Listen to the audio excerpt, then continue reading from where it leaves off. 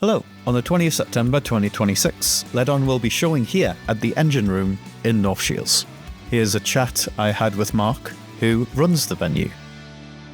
There, the venue is the Engine Room in North Shields, 60-cap grassroots music venue. We were supposed to open at the start of COVID and we couldn't, and then we opened at the end of it.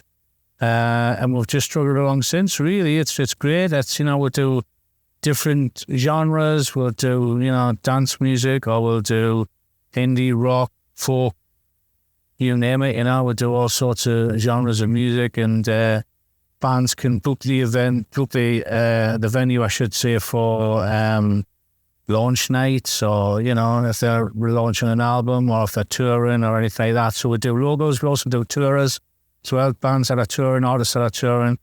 We've had various people play here. Reckless Eric's played here. Tom Robinson's played here. Bernard Butler's played in here. And Pigs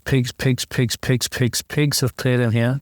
So there's loads that's gone on here. And we do also book launches and spoken word events, and we're just trying to be open to the arts and to do as much as we possibly can. There's a need for venues of this size. It's really important to have really small venues for people to either start off at or for to come back to when they've reached a certain level. So it's like to come back down the way a bit. Other things like during the day, we've been hired by training companies and people who are training people in the events industry. So we've done we'll release the venue to training organisations for doing that. It's always music related or arts related, So, but yeah, we're open to ideas. Always open to new ideas. People come to us often. One of our regulars here just got in touch and went, I've got a contact of a couple of great reggae DJs. Would you mind? Should we put them on? I was like, yeah, let's go for it. So yeah, we're open to. Not that we haven't done DJs before, but that was a new one that we hadn't done, and he'd seen them in other locations and said they were brilliant, and he just recommended them. So he got in touch with them and we've booked them, so that's coming up later in September. So yeah, that's we're always open to ideas, always open to try and broaden our horizons a little bit and to attract more people through the door, because it is tough. I'm not going to kid you, it is tough to run a small grassroots music venue. It's tough to run any size venue now. The people's habits have changed. People tend to go out less. We're trying to do things where we're going to get people in the same space at the same time for the right reason. And when you do that, people tend to have a good time. So just got to work at it. We do shared events. There's 3 Tanners over the road. We've done a couple of day events with them, where they'll have a band in there, then a band in here. We might be putting another one of those on soon, hopefully. We're busy planning that. We're used as part of a Stone's Throw festival and things like that, which is a great local festival, which uses a number of venues, and that does drag a lot of people in the area and attract people to the area. So, that needs to continue, hopefully, because we all benefit from that. But yeah, if we need a couple of XLR cables or something, I'll run over the road, and vice versa. We'll help each other out, and that's what you want. You want a community spirit, there, where people can help each other out and support each other, I think, and work together. And, we're all here for the same reason, so we may as well work together. Things like Sam Fender and everything's really put Shields on the map, really put North Shields on the map. So we've all benefited from that in a great way.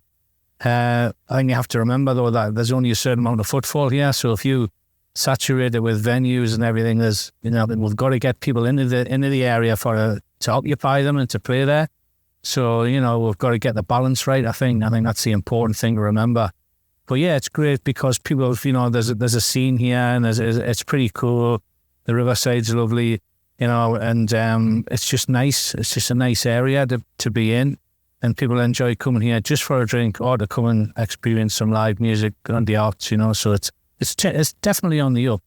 It's definitely a good thing. So yeah, we just need to be careful with it, I think. We're sort of sitting in the middle between North Shields Metro Station and Tynemouth Metro Station, and it's about 10-15 minutes walk from each.